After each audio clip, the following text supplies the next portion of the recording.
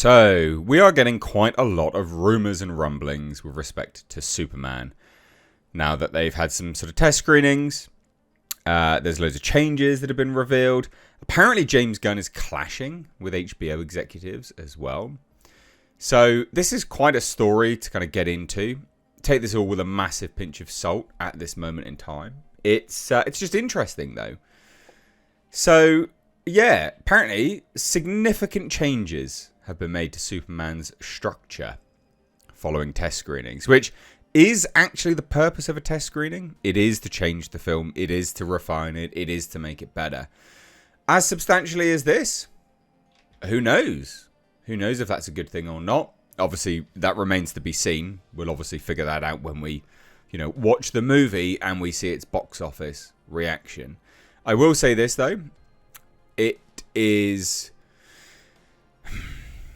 It's never a good sign when something has been greenlit a certain way, a certain tone, and then it gets changed rapidly after test screenings. And the reason why I say that, whether what was greenlit was good, or whether what has changed has made it, better or substantially different, is kind of besides the point.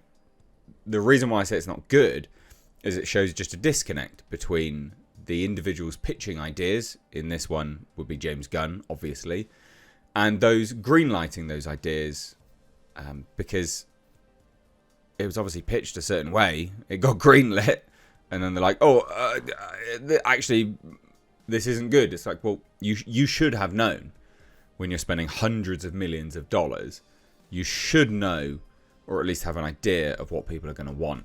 So I always get a little bit like, it's not really good. Again, even if this turns out to be good or not, whether something has changed, but from its inception point, it always is always a grey area for me. So let's dive into this. Please do hit subscribe and turn those bell notifications on. Please do share the video as well. That'd be great. But anyway, so according to a new rumour, a significant change has been made to Superman's structure following test screenings, making the movie a little more safe. Okay. And then again, James Gunn is clashing with Warner Brothers executives. So this is, quite a surprise, I think.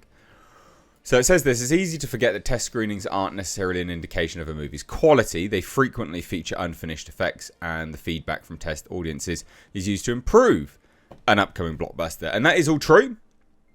That is all true. But again, you can't escape the fact that when something is pitched and greenlit, if you then begin to change lots of things, it shows that it shouldn't have been greenlit to begin with. It's just one of those things that the disconnect is real and palpable. Still, a lot can be gleaned from those test screenings, and in the case of Superman, we've been hearing mixed things for a while. That might be for clicks and social interactions, which is true, but it also may explain recent reports about a second composer working on the movie. So that's interesting. And there's also been chatter online about big changes being made in the editing room. So talking on the Hot Mic podcast, Jeff Snyder said that, quote, "It sounds like DC Studios is playing it a little safe with Superman," revealing that he's heard the movie originally had the action playing out over each day of the week in an episodic structure. Other recent reports have alluded to this, and apparently it wasn't working, so scrapping the concept might be best. That's a really interesting way of doing it. So it's just told in like a week, basically. It's quite an interesting way of doing it. Not necessarily bad, it is interesting. I don't necessarily actually hate that idea, but in saying all of my preamble, I can see how something like that might sound intriguing on paper, and then you see it play out and you're like, this doesn't really work. I could see that. So still, Gunn deserves credit for attempting something different. Then again, when so much hinges on Superman, playing it safe and delivering a 4-quadrant blockbuster that helps redeem the DC brand is undoubtedly best for business. So here's the other stuff, though. So the other updates, a few and far between. Though Snyder and co-host John Rocha did speculate that the Batman star Colin Farrell could be a contender for Brainiac after potentially missing out on Sergeant Rock following its delay. That's fine. But this is the interesting, right? Snyder said he's heard that HBO is blocking Gunn's ideas for TV shows. That is quite interesting and quite telling, because you'd think that as the head of DC Studios, he can just be like, well, yeah, we're making this and you are going to release it. But apparently, they're blocking it. So the cable network is used to operating with a certain level of autonomy and seemingly hasn't responded well to having a slate of DCU projects like Lanterns, Waller and Booster Gold forced on it. This possibly goes some way in explaining why Peacemaker is set to remain a Max original series heading into Season 2, as we previously heard that all DCU TV shows were HBO bound. The cable network is typically associated with prestige fare and was hands-on with Watchmen and to a lesser extent The Penguin.